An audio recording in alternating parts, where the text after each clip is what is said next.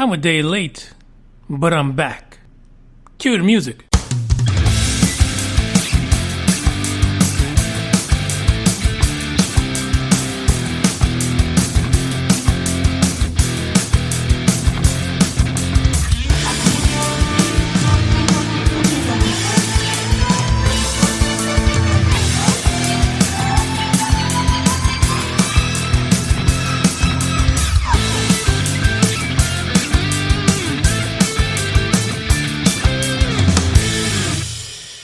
Welcome to UFO Buster Radio, episode 13 of the UFO News Report. I'm a day late. I needed to get this up yesterday. However, I had a strange case of the giggles, believe it or not. And by the time I got over it, it got kind of late, so I couldn't get in here and record. Not that anyone was waiting for me to record. I know you guys just wait for that notification on the download. But I'm over it. Kinda, a little bit. What's making me have a case of the giggles is like when you were a little kid, you had that secret or a situation that you'd play over and over in your head. And it's one of those things where at first you're thinking, that's absolutely nuts. Then you're thinking, gosh, that is so nuts. It's bordering on genius. And then you get the giggles because you're thinking, I know this is going to happen, but I can't share it with anyone. At least not yet. My giggle situation will be revealed in July. Some of you will initially have the same reaction I had. I said, why? But when you think about it, once I tell you, when you think about it, you're going to be like, Sam Houston Institute of Technology. Damn, that's a good idea. Wish I would have thought of it. And for the record, I didn't. So let's get on with the show. So we have two reports for you today on Tuesday, June 20th. The first one comes out of Brazil. And it's not a recent report. It's a resurgence of sorts through the Inquisitor. Apparently somebody at the Inquisitor was busy looking through Reddit when they came across a post about the Night of UFOs in Brazil, which happened May 19, 1986. According to this individual, and actually you can confirm this through YouTube because there's a lot of YouTube videos regarding this incident. For me, it is the first time I hear about it. So according to this, on May 19, 1986, there were 21 unidentified flying objects spotted by the Air Force radars.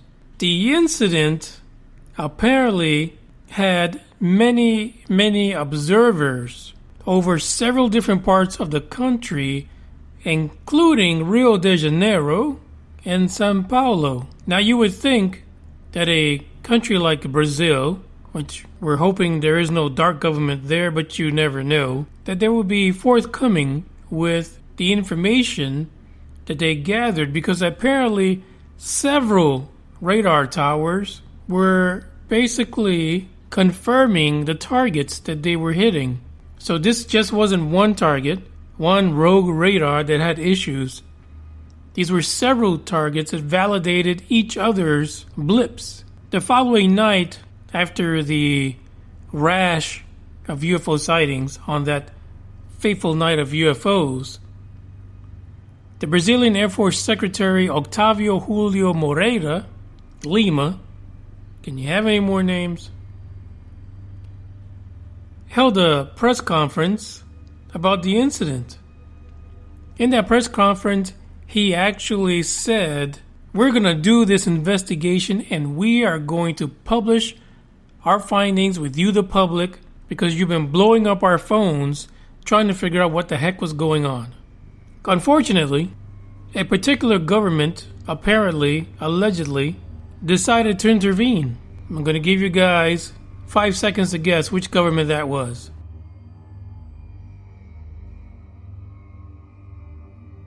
The U.S. government apparently got involved, and the disclosure of the research that was conducted was never released by the Brazilian government. Instead, what there was an explanation about that night of UFOs that was what we tend to see today, minus the idea that it might have been swamp gas.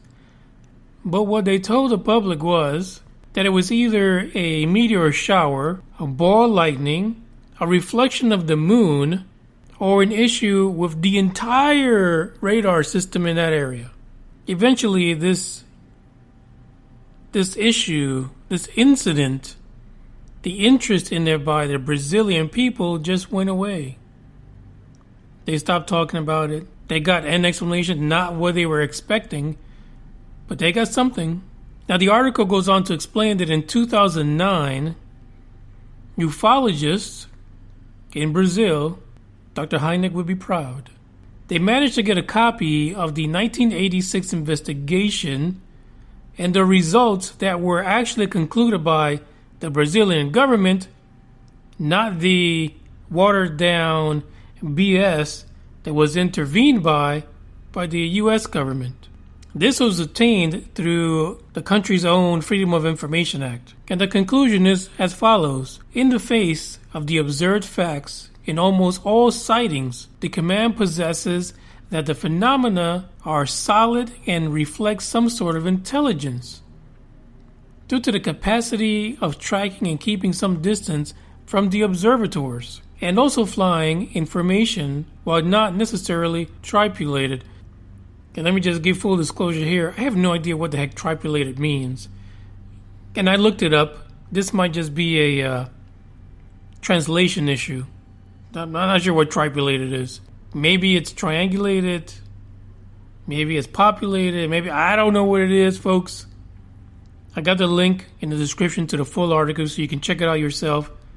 If you know what the heck tripulated means, let me know. Otherwise, I'm thinking this is they Google translated this and it came up with some crazy nonsense.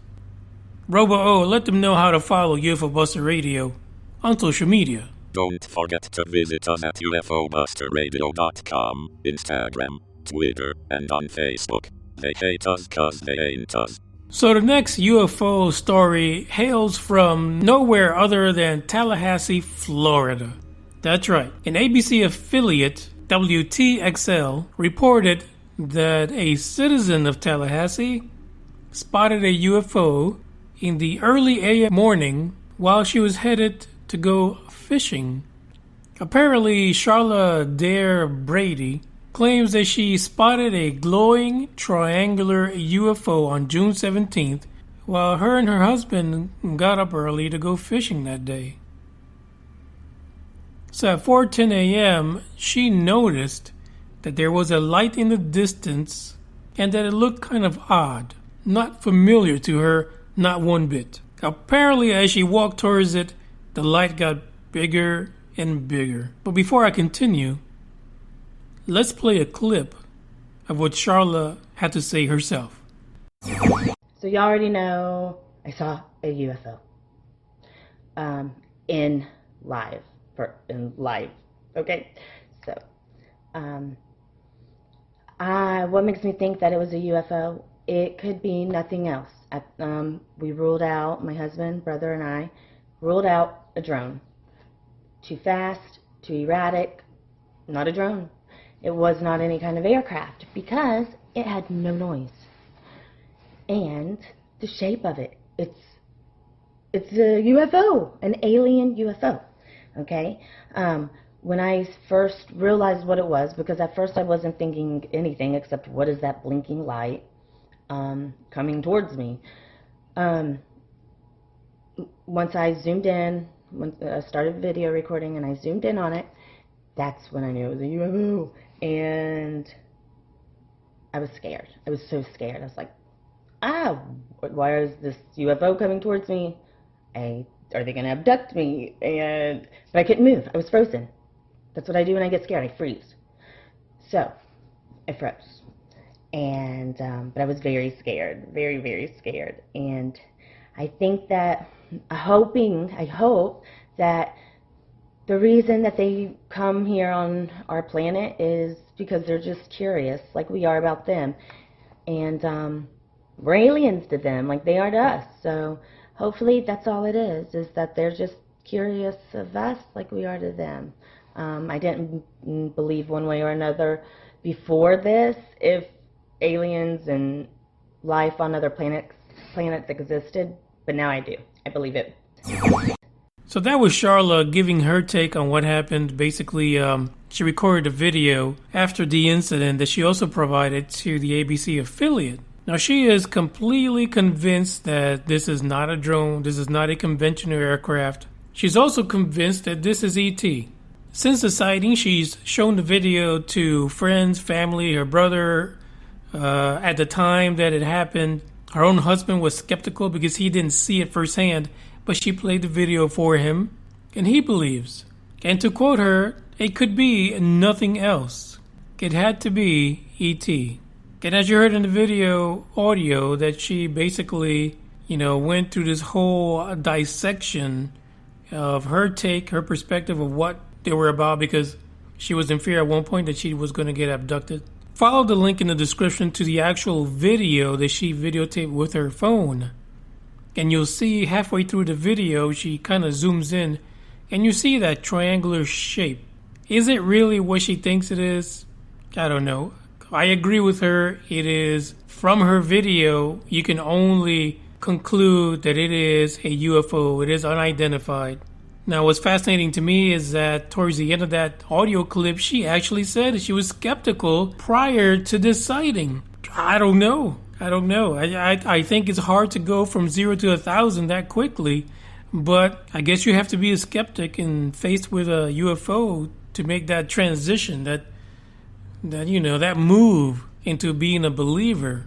So hopefully she doesn't join any UFO cults out there in Tallahassee.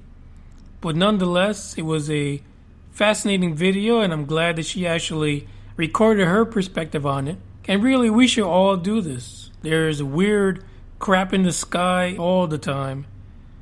And it took her being out at 4 o'clock in the morning fishing for catfish to catch this UFO. And honestly, even if it's not what she believes it to be, kudos to her for catching the video and sharing it and not keeping it to herself. This is UFO News Report number 13. Thanks for stopping by. We'll catch you tomorrow for number 14. Adios.